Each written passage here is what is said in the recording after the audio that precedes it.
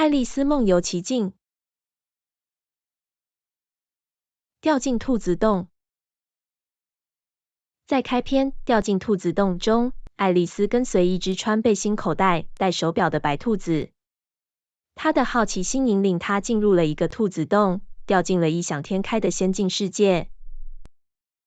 当爱丽丝掉进兔子洞时，她遇到了一个充满橱柜、书架、地图和图片的世界。当爱丽丝跌倒时，她想知道自己是否会在低着头走路的人群中走出来。